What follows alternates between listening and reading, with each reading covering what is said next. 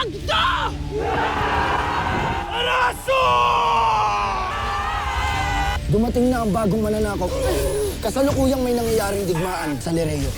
Mahabaging Emre, nababalot na naman pala sa dilemang Encantadia. Pagbabayaran mo ang ginawa mo sa aking ina! Kailangan mo nang mawala sa aming landas. Hindi mo na kita papaslangin. Tiyak na mapapakinabangan pa kita balang araw. Damhin ninyo ang paghihiganti ng aming pera! Adamos! Ang brilyante ng apoy. Na siyang tatapos sa iyong buhay. Ang brilyante ni Alena. At mapapasa akin rin ang brilyante mong hawak diwata. Irena! Flamara, kailangan na nating umalis. Hindi ko iwan ang aking plato! Isa pang Reyna na aking pababagsakin. Napakalakas niya, Danaya! Tayo na! Alena! Iniwan ka na niya. Katapusan mo na.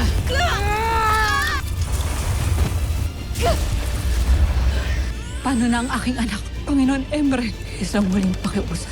Itago ang kanyang kapangyarihan hanggang sa dumating ang kanyang wastong edad. Wala na ang inyong mga pinuno at mga Reyna. Kaya't magsiluhod na kayo at kilalanin ako bilang bagong hara.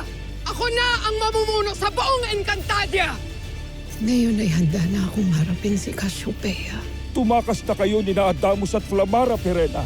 Iligtas mo ang iyong sarili at ang mga kabataang sangre. Mas higit na mahalagang makatakas kayo. Nang sa ganun ay, meron pa kaming pag-asa na may magliligtas pa sa Encantadia.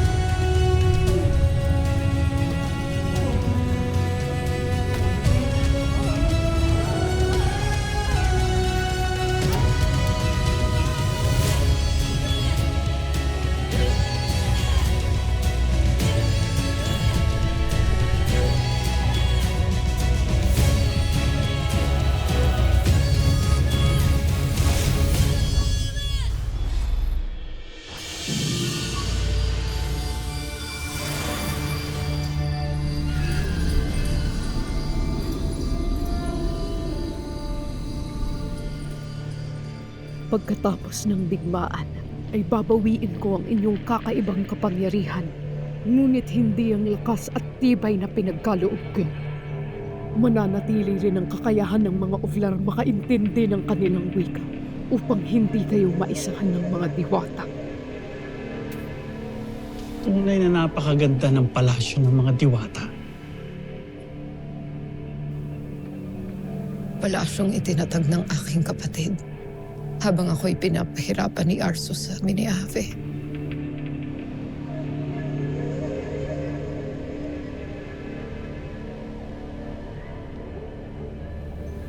Dito niyo na muna ako hintayin. May kailangan lang akong tignan.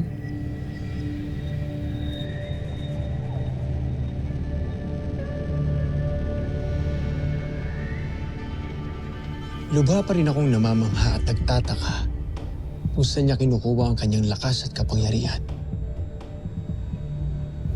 Malalaman din natin. Sa ngayon ay ipagpasalamat lamang natin na tayo nakarating at nakapasok sa lupaing hindi hamak na mas maganda at mas maunlad sa Mineave. Kung magre-reyna si Mitena sa lupaing ito, tiyak na magiging makapangyarihan tayo.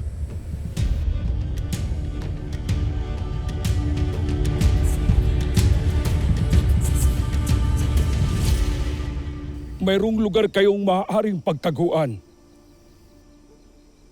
At saan ito, Imaw? Sa kinaroroonan ng anak ni Danaya, sa mundo ng mga tao. Susi na nga sa mon. Nawaglit ito ng mga kalaban sa lugar ng digmaan. Naiwan ito malapit sa puno ng asnamon. At sa kabutihang palad, ay napasakamay ito ng mga lambana na siyang nagbigay nito sa akin. Kunin mo ito, Pirena, at gamitin mo ito upang magtago sa mundo ng mga tao. Nang sa ganon, masubaybayan mo na rin ang paglaki ng anak ni Danaya.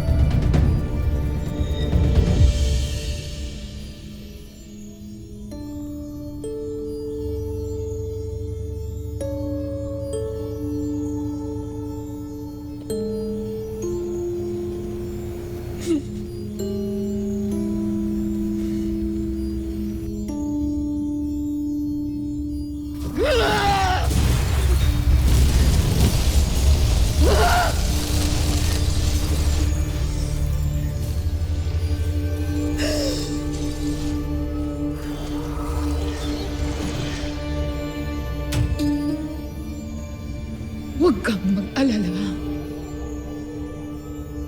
Ihuhuli kita, aking kapatid.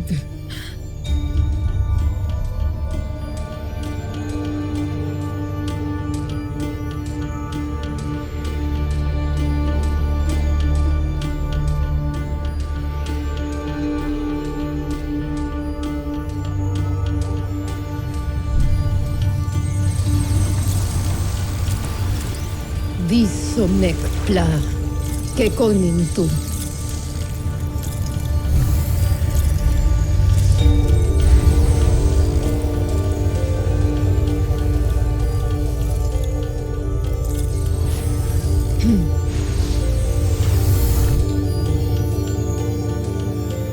Namayapa na pala ang reynang ito.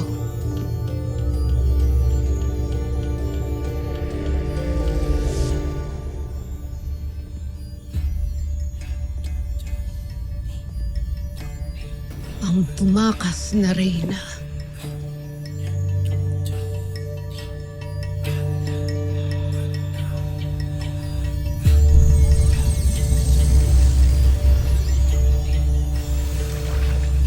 Ipakita sa akin kung nasaan ang diwatang to.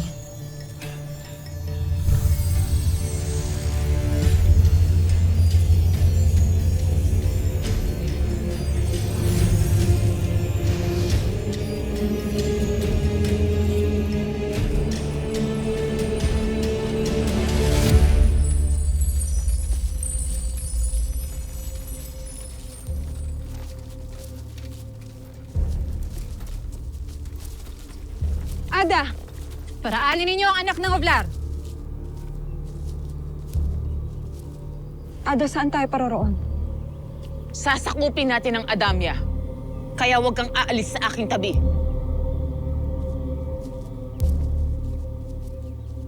Magmadali! Tayo na!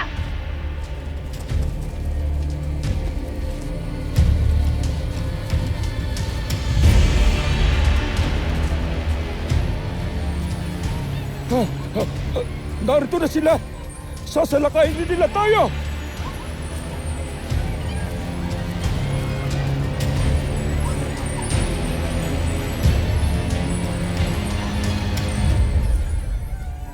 Avesala, hindi kami lalaban.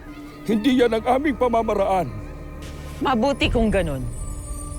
Nasaan ang pinuno ng Adamya? Ako! Ako! Hindi! Ako ang reyna ng Adamya! Huwag na kayo magsinungaling para pagtakpan ako, mga lambana. Ako si Imaw. Ako ang pinunugin niyong hinahanap. Pinunong Imaw!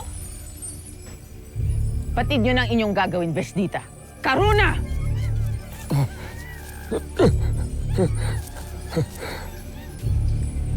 Makinig kang mabuti, Imaw. Ang Ang buong Encantadia ay pinamumunuan na ngayon ng aming bagong Keramitena. Bilang kanilang pinuno, kusa ba kayong magpapasakop o susubukin niyo pang makipaglaban? Ang nais namin ay kapayapaan. Kung ganon, ipakita mo ang iyong pagtanggap nila lang. Lumuhod kayong lahat! Bilang tanda ng inyong pagpapasakop kay Keramitena!